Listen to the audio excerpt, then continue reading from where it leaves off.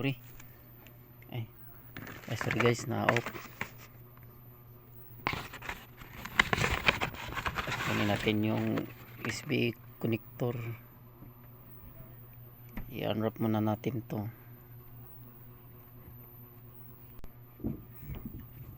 At ito guys, sa wakas na unwrap na natin yung USB connector. Tapos ikabit po natin tong micro charger. Ay, iba pala yung kuha nya guys. Try po natin yung ibang USB connection. Anong tawag nito? Ito ikakabit po natin to dahil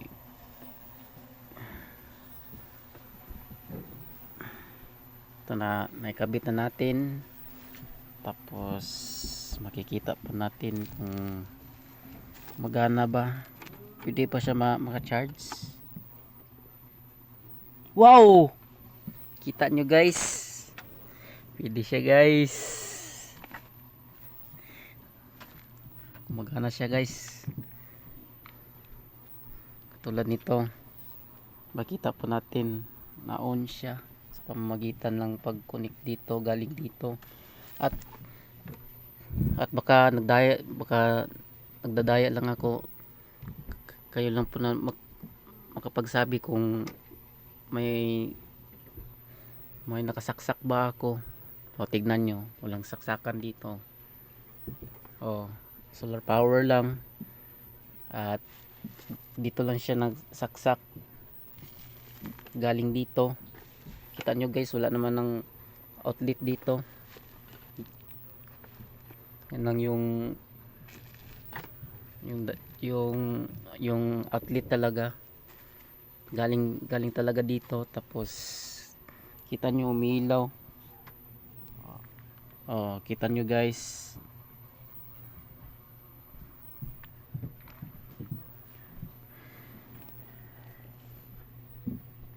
Wait, pabalik pa natin. Naka off. Pagsaksak natin, naka on. Wait, ikabit muna natin to.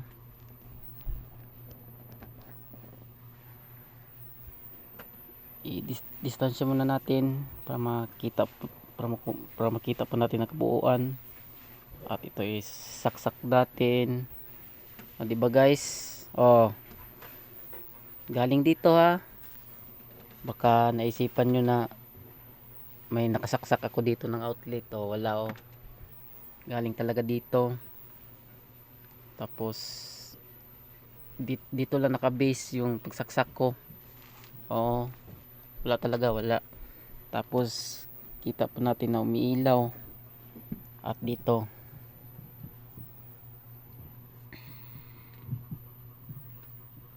kita nyo guys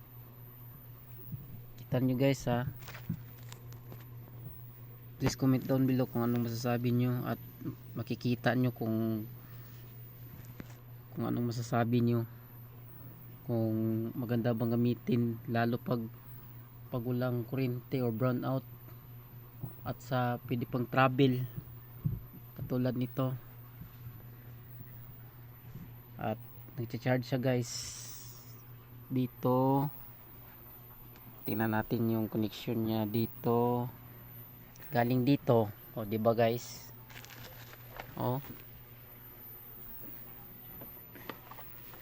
At kanyang level niya ngayon is 75 na lang. Kanina 100%. So full talaga kanina.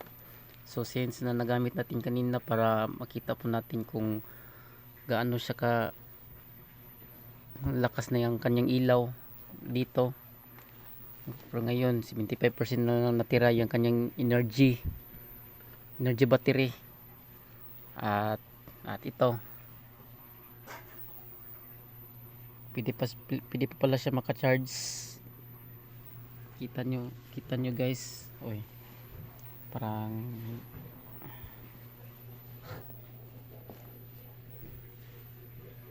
kita nyo guys, ka-charge sa talaga.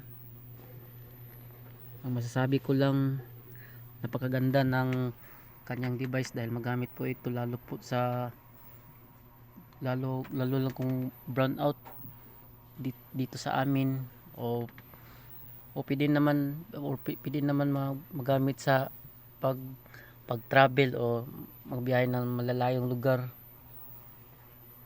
tulad ng bukid or outdoor, lalo kung walang ilaw. At tignan po natin, di ba napakadilim ng paligid. Balikan po natin kanina, diba guys, kitam while nag-charge guys.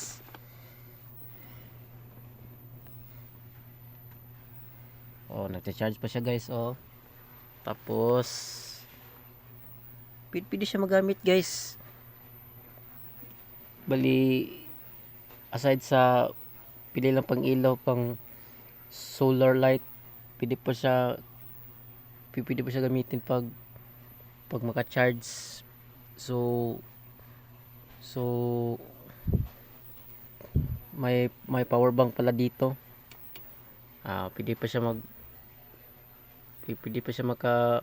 may option siya kung anong gusto mo ng ilaw, katulad nito.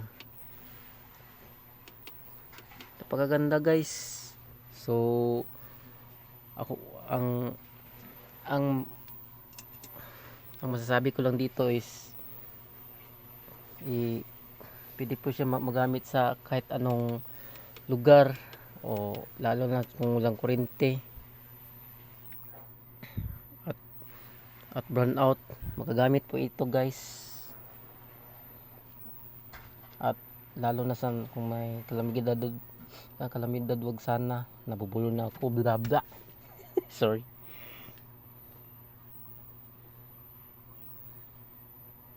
Ay, na off.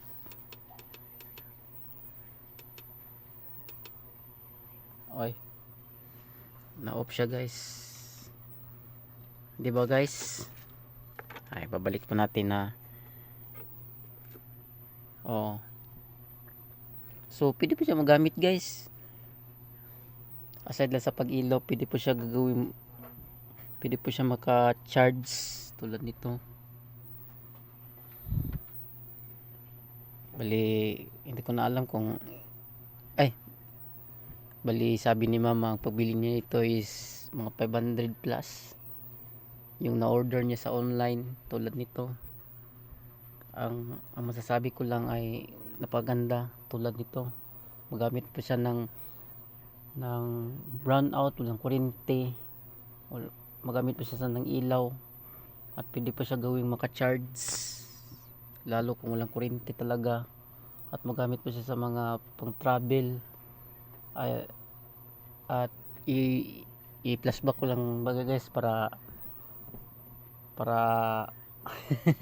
yung obserbaran ko lang guys. So ang masasabi ko lang, napaganda siya guys tulad nito. Yung produkto na solar LED light, at check,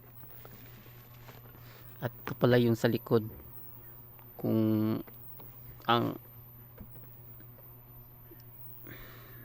obserbaran ko lang, ang ito pala is ibibila lang sa araw kung mag-charge, lalo pag lubat na siya guys. Bali, ibibilad lang sa araw. Yun nga is ang tawag na solar LED light.